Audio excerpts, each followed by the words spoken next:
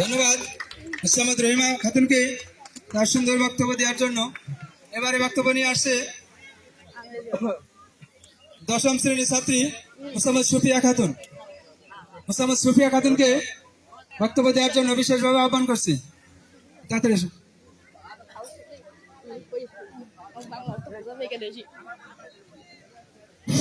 Hello.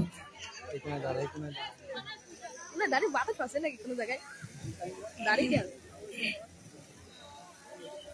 English বক্তব্য, English.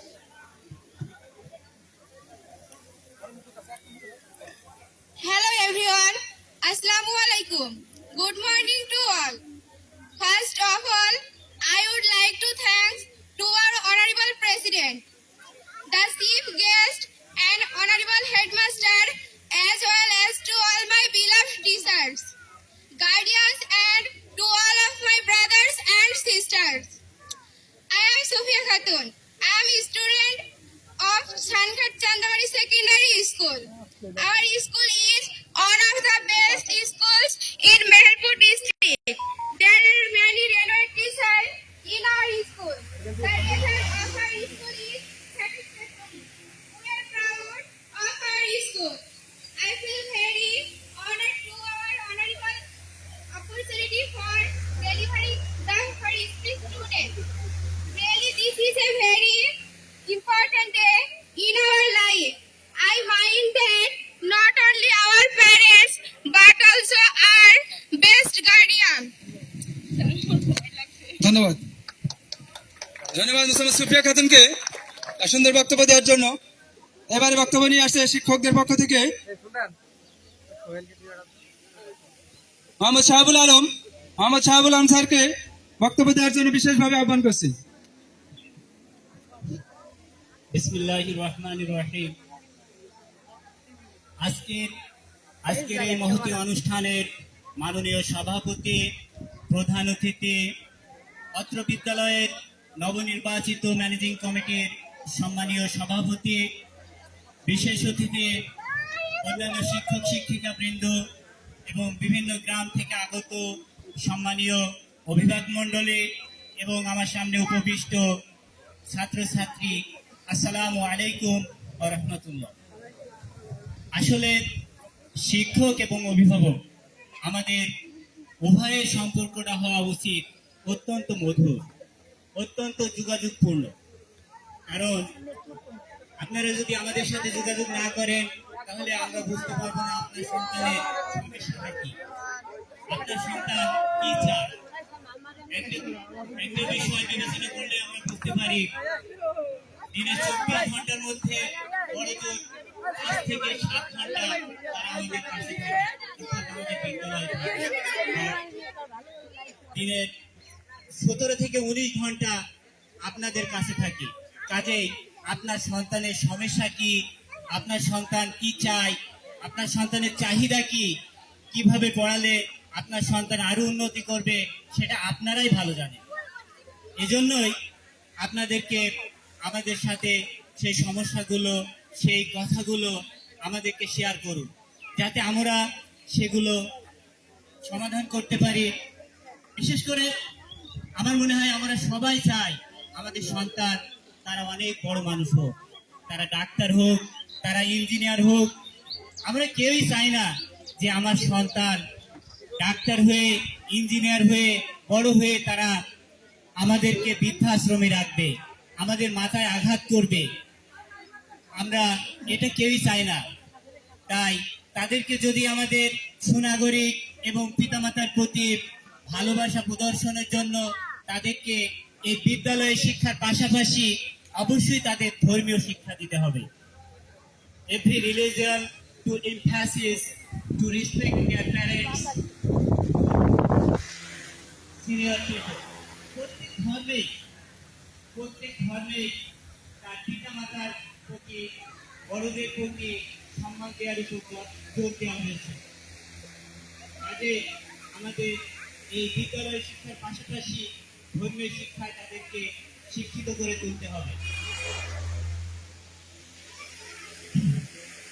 এবং এই বিদ্যালয়ের সাথে যোগাযোগ রাখতে হবে যাতে আপনার শিক্ষক আপনার সন্তানেরা ভালোভাবে পড়াশোনা করতে পারে। ফরাসি সম্রাট নেপোলিয়ন বলেছিলেন, give me an educated mother, I will give you a good nation. আমাকে একটি শিক্ষিত মা দাও, আমি তোমাদেরকে একটি উন্নত জাতি উপহার দেব।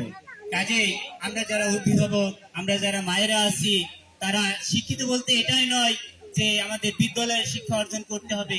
আমরা তো সবাই জানি আমার সন্তানকে কি শিক্ষা দিলে তারা ভালো কাজ করবে, সৎ পথে চলবে। Every mother is the first teacher of any students. প্রত্যেকটা সন্তানের মাই হচ্ছে তার প্রথম শিক্ষক। কাজেই আমার মায়েদের হতে হবে সন্তানের প্রতি অবশ্যই যত্নবান। শুধু মা নয়, আমাদের পিতাদেরকেও আগে আসতে হবে। আমরা যেমন কঠোর পরিশ্রম করি সংসার পরিচালনার জন্য, তেমনি আমাদের মূল্যবান সম্পদ আমাদের সন্তান। তারা যেন সুশিক্ষায় শিক্ষিত হতে পারে, সেজন্য তাদের সাথে যোগাযোগ রাখতে হবে, তাদের সাথে বন্ধুসুলভ আচরণ করতে হবে, যাতে তারা সহজেই তার মনের কথা আপনাদের বলতে পারে। আমাদের সময় ছিল, আমরা যখন ছাত্র ছিলাম তখন আমরা খেলাধুলার পাশাপাশি খেলাধুলা করেছি, কিন্তু এখন ছেলেপেলে যাদের মোবাইল নিয়ে রাত 2টা থেকে 3টা পর্যন্ত মোবাইলে চলে, যেটা আমাদেরকে ধ্বংস করে ছেড়ে দিয়েছে। কাজেই এই মোবাইল নামক শয়তানের বাস থেকে আমাদের দূরে থাকতে হবে। মানুষ মাত্রই ভুল করে, আমরাও ভুল করতে পারি। আপনারা আমাদের সুপারিশ দিবেন কিভাবে আপনার সন্তানকে পড়ালে আমরা ভালো করতে পারি, আপনার সন্তানের উন্নতি হয়, সেই দিক আমাদেরকে সুপারিশ দিবেন আশা করি।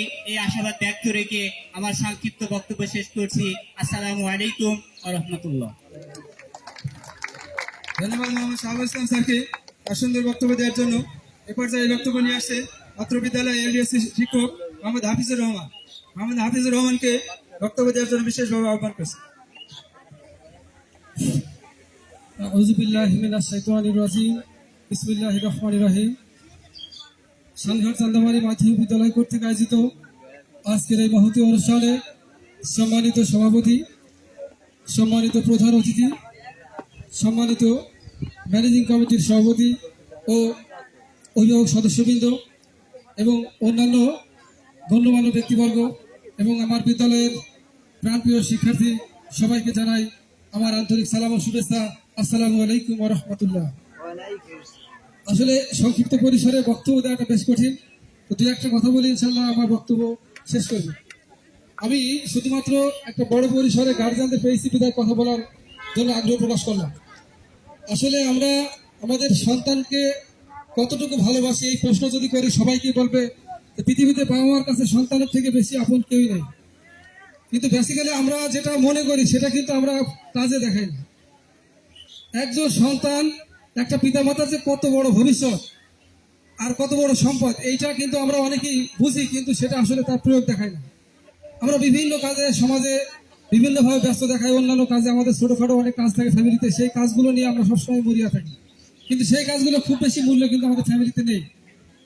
আমাদের একটা মূল্যবান সন্তান যে বিভিন্ন সময় বাজে বন্ধুদের সাথে ঘুরছে, বাজে সময় কাটাচ্ছে, আসলে পড়াশোনায় সময় দিচ্ছে না, এইগুলো কিন্তু আমরা জেনেও এগুলো না জানার ভান করি। প্লাস এগুলো আমরা এইগুলো থেকে তাদেরকে কিভাবে ফিরিয়ে আনা যায় সেগুলো ভালো পদক্ষেপ আমরা নিই না। অনেক সময় আমি বলতে শুনেছি যে একটা মাকে যখন প্রশ্ন করা হয় যে আপনার মেয়ে বা আপনার ছেলে এই যে মোবাইল নিয়ে বা খারাপ বন্ধুদের সাথে মেশছে, পড়াশোনায় মন দিচ্ছে না, সন্ধ্যার সময় বাইরে যাচ্ছে, রাত 11টার সময় ফিরছে, তো আপনি এগুলো কোনো পদক্ষেপ নেন না কেন?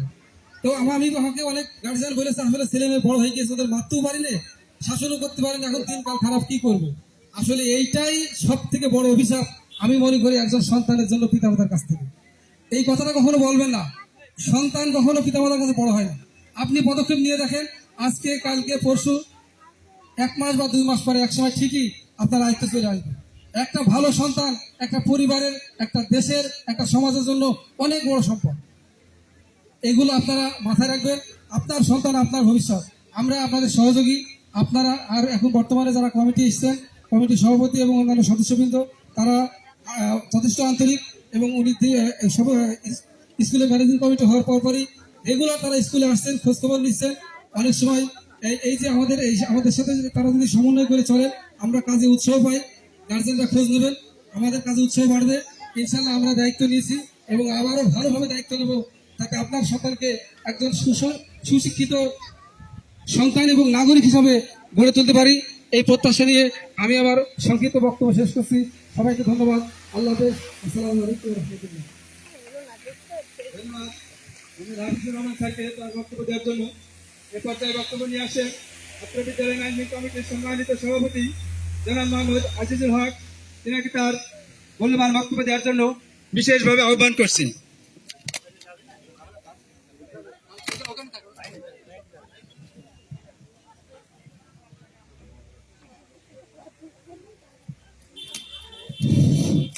আসসালামু আলাইকুম।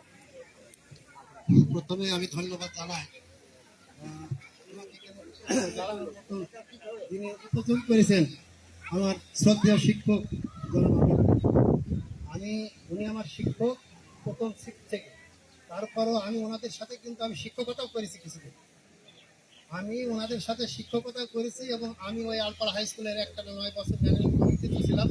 সেই সময় আমি আমার ওই স্যারের সাথে ম্যানেজিং কমিটির দায়িত্ব পালন করেছি। এখানে আমি নির্বাচনের মাধ্যমে এসেছি।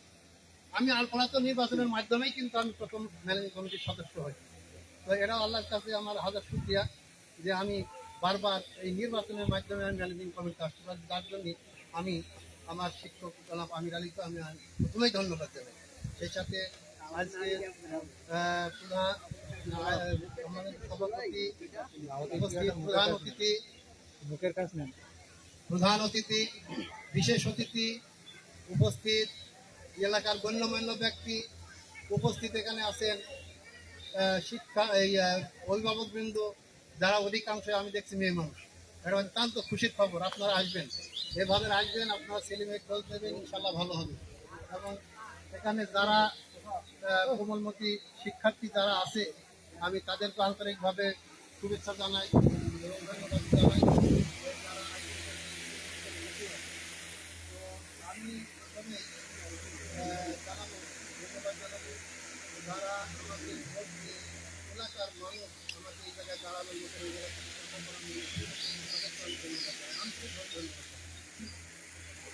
ওই সাথে প্রথমে আমি ধন্যবাদ জানাই জনাব যার কাছে আমি বারবার গেছি। এমন একটা লোক, আমি কিন্তু অনেক জায়গায় গল্প করেছি যে আমি অনেক অঞ্চলে গেছি, অনেক জায়গায় গেছি, যে উনি এমনই একজন ভালো মানুষ, উনি আমার পাশাপাশি আছে। আমি অফিসে ঢোকার সাথে সাথে এত ওনার আন্তরিকতা, আমি এই শিক্ষকদেরও বলেছি, আমি অন্য অন্য জায়গায় বলেছি, আসলেই কিন্তু একজন উপযুক্ত মানুষ বলে আমি তাকে মনে করি। সেই সাথে আমার ডানি বসে আছে আমারই ছোট ভাই, আমার রক্তের সম্পর্কের ভাই, আমার আপন ভাই, ইসলামিক বিশ্ববিদ্যালয়ের যে শিক্ষক। হয়তো অনেকেই দেখি মনে হবে না যে সে শিক্ষক, কিন্তু সে অনেক বড় মানুষ, জ্ঞানী মানুষ, গুণী মানুষ, কিন্তু তাকে দেখি মনে হয় না। তো আমার যে কথাগুলা ম্যানেজিং কমিটির দায়িত্ব নেওয়ার পরে আমি কিন্তু কয়েকদিন স্কুলে আসছি, এখানে যারা পূর্ণ। তো সেই হিসাবে আমি দেখেছি স্কুলের শিক্ষক যারা আছে তাদের পাঠদানের অবস্থা। আমি কিন্তু ক্লাসে গেছি, আমি 2 দিন 3 দিন, এই কয়েকদিনের ভিতরে আমি 3 দিন তাদের সাথে আমি ক্লাসে গেছি, দেখাশোনা করেছি। তো যারা ছেলে মেয়েরা আছে তারাও আমাকে দেখেছে। আর সেই সাথে আমি যারা অভিভাবক আছেন তাদেরকে আমি বলবো, আমার অনুরোধ থাকবে অভিভাবকের কাছে, আপনাদের ছেলে মেয়েদের কেন স্কুলে আসে না। আমি গত কাল ক্লাসে গেছি, কিন্তু ক্লাস 10-এ যারা আগামীতে পরীক্ষার্থী অনেক কম ছিল। আমি হেডমাস্টারকে বললাম, কি ব্যাপার লাল্টু হলো, ছেলে মেয়ে এত কম কেন? তো যে সময় আমরাও জানি এই সময় কিন্তু আমাদের অঞ্চলে অত্যন্ত একটা কাজের সময়, যার কারণে হয়তো একটু কম হতে পারে। কিন্তু আপনাদের কাছে আমার অনুরোধ থাকলো, আপনারা চেষ্টা করবেন যে আপনাদের ছেলে মেয়েকে স্কুলে পাঠানোর জন্য, আপনারাই পারেন। আর সেই সাথে যারা শিক্ষক আছে, যেমন আলেকজান্ডার দি গ্রেট এবং শাহ মোহাম্মদ সদিক, এই 2 ভদ্রলোক বলেছেন দ্বিতীয় জন্ম হলো শিক্ষক। মা বাপ জন্মদাতা আজ আসি বলি না আর আমার চলার তাহলে পথ দাঁড়া কখনো হয়ে তাহলে হাইড একটু বানানকে আমি দেখে কিভাবে চলবো দুনিয়া একটু বলে দেখাই দাও আমি কেমন হব সেই পথ দেখাবে আমার শিক্ষক আমি যারা ছাত্রছাত্রী এখানে আছে তাদেরকে আমি বলবো তারা শিক্ষককে যেন সম্মান করে তারা যখনই তাদের সামনে দেখা হবে তারা যেন তাদেরকে সম্মান করে কারণ দ্বিতীয় জন্ম একজন শিক্ষক আর প্রথম একজন শিক্ষক বলল যে প্রথম স্কুল হল মা 100 জন শিক্ষক অপেক্ষা 100 জন একজন মা উত্তম আপনারা যেখানে এখানে বসে আছেন আপনারা সেই মা আপনারা চেষ্টা করবেন আপনাদের ছেলেমেয়েরা কি করে কি করে না, আপনারা বেশি বুঝতে পারেন কয়েক ঘন্টার জন্য শিক্ষকদের সাথে থাকে আর আমার কথা আপনাদের কোনো সমস্যা হলে আপনারা আমাকে বলবেন আপনাদের জন্য 24 ঘন্টা আমার দরজা খোলা 24 ঘন্টায় আমার দরজা খোলা আপনাদের জন্য আপনাদের স্কুলে কোনো সমস্যা হলে আমাকে বলবেন কোনো ছাত্রের সমস্যা হলে ছাত্ররা যেন আমাকে বলে আমি চেষ্টা করবো আপনাদের সমস্যার সমাধান করার জন্য এখানে আমার কোনো আপত্তি নেই আমি যখনই যতটুকু সমস্যা হয়েছে এখানে শিক্ষকবৃন্দ আছে আমি কিন্তু দৌড়িয়ে স্কুলে চলে আসছি আমি তাদের সাথে কথা বলেছি অভিভাবককে ডেকে নিয়েছি তাদের সাথে কথা বলেছি আমি চেষ্টা করেছি সমস্যার সমাধান করার জন্য এই কয়েকদিনের ভিতরে তো আপনারা যারা আছেন তারা চেষ্টা করবেন আমাকে বলার জন্য হেডমাস্টার আছে তাকে বলার জন্য আপনারা যদি স্কুলে না আসেন ছেলে মেয়ে লেখাপড়া করছে কি করছেন আপনারা কিন্তু বুঝতে পারবেন না আর আরেকটা বিষয় আমি বলি এখন তো মোবাইলের যুগ সবাই সব ছেলে মেয়েরই আছে এই আমাদের আঞ্চলিক ভাষায় আমি বলি বইয়ের ভাষায় কুলিম শব্দগুলো হয় গোখরো সাপ আর এই অ্যান্ড্রয়েড মোবাইল অর্থাৎ এই যে মোবাইলগুলা এইগুলা কিন্তু কুলিম সাপের চাইতেও কিন্তু খারাপ যেমন কুলিম সাপের কামড়ালি মানুষ মরে যায় না এটাও কিন্তু একজন ছাত্রের জীবন শেষ হয়ে যাবে এই বিষয়টা আপনারা দেখবেন আপনারা ছেলেদের হাতে বই তুলে দেবেন বই পড়ার জন্য আগ্রহী করবেন আর সেই সাথে আমি শিক্ষক মন্ডলী যারা আছে ফোন আমার না তাদের কাছে আমি অনুরোধ করবো যে তারাও যেন চেষ্টা করে স্কুল থেকে বই তুলে দেওয়া হবে আমি যখন আসমানকালে স্কুল থেকে কিছুদিন লেখাপড়া করেছি আমার স্যার ছিল অ্যাসিস্ট্যান্ট স্যার ফয়জুদ্দিন আমাদের অফিসে ধৈর্য দেখি তাই আমাদের হাতে বই তুলে দিত তখন কিন্তু আমার বই পড়ার একটা নেশা ছিল হ্যাঁ আমি শিক্ষকদের অনুরোধ করবো তারা তাদের বই যেমন লুৎফর রহমানের বই আছে হ্যাঁ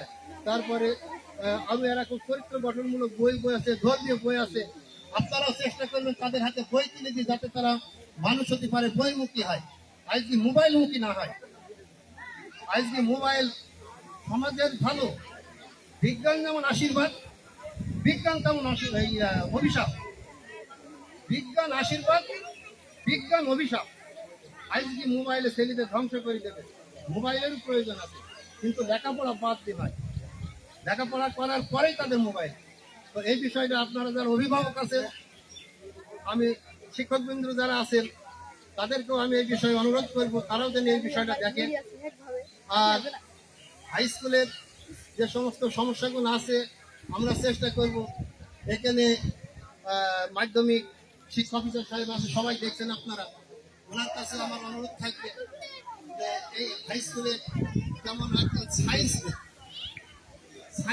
থাকবে ডাক্তার হয় কারা সায়েন্স যারা পড়ে তারাই হয় ডাক্তার ইঞ্জিনিয়ার হয় কারা যারা সায়েন্স পড়ে তারাই হয় ইঞ্জিনিয়ার বৈজ্ঞানিক হয় কারা যারা সায়েন্স পড়ে তারাই হয় ডাক্তার তো আমাদের এই স্কুলে সায়েন্সের বিধায় এই স্কুল থেকে ভালো ভালো ছেলে মেয়ে অনেক সময় সায়েন্স পড়ার জন্য এই স্কুল থেকে অন্য স্কুলে চলে যায় তো আপনার যদি এখানে কিছু করণীয় থাকে সায়েন্স পড়ার জন্য আমি আপনার কাছে অনুরোধ করব এই বিষয়টা আপনি দেখবেন আপনি অত্যন্ত একজন ভদ্র মানুষ আমার কাছে আমি অনেক জায়গায় আপনার বিষয়ে নিয়ে আমি আলাপ আলোচনা করেছি গল্প করেছি এখানে ছোট শিক্ষক মন্ডলী আছে যারা সবাই আমার ছোট তাদের সাথেও আমি আপনার বিষয় নিয়ে আলোচনা করেছি যে সত্যি একজন অফিসের মানুষ হিসাবে সত্যি একজন ভালো মানুষ আমি যে কয়েকদিন গিয়েছি অফিসে ওনার আতিথ্যতা এতই সুন্দর যাতে আমি এতই মুগ্ধ যা এখানে ভাষায় বলা মুশকিল তো অনেকক্ষণ বক্তব্য দেওয়ার সময়ও না আবহাওয়া অনুকূল না প্রতিকূল আবহাওয়া যার কারণে অনেক সময় বলা মুশকিল অনেক কথা থাকলে অনেক সময় বলা যায় না তো যারা অভিভাবক আছেন তাদের কাছে আমার বিনীত অনুরোধ থাকবে আপনারা ছেলে মেয়েদেরকে স্কুলে পাঠাবেন ছেলে মেয়েরা বসে থাকবে না কারণ এই ছেলে মেয়ে যদি আপনারা এমন কোনো কাজ করাতে পারবেন না যাতে আপনার সংসারের কিছু হবে আপনারা সবাইকে সকালে উঠে তাদেরকে যেভাবে স্কুলে পাঠানোর দরকার আপনারা পাঠাবেন, পিতারা পারবে না। পিতারা কিন্তু সকালবেলা উঠে যায়, সংসারের কাজে চলে যায়, যায় না বলেন আপনারা যারা বসে আছেন, যায় না? কিন্তু আপনারাই পারেন যারা বসে আছেন। আর সেই সাথে যারা পুরুষ যারা আছে, অভিভাবক আছেন, তাদেরকেও আমি অনুরোধ করবো তারাও যেন এই বিষয়টা দেখে। হ্যাঁ, আর সেই সাথে আর কি বলবো, আর কি বলার আছে? যা হেডমাস্টার সাহেব বললো, শিক্ষক বিন্দু বললো, আরো আমাদের বিশেষ অতিথি আছে, প্রধান অতিথি আছে, তাদের কাছে আপনারা মূল্যবান কথা শুনবেন। তো এই বলেই আমি সবার সুস্বাস্থ্য কামনা করি, সবার ভালো কামনা করি। স্নেহের ছাত্র ছাত্রীবৃন্দকে আমি ধন্যবাদ জানি, তাদেরকে স্নেহ জানি। আমি আমার সংক্ষিপ্ত বক্তব্য শেষ করছি। আল্লাহ হাফেজ।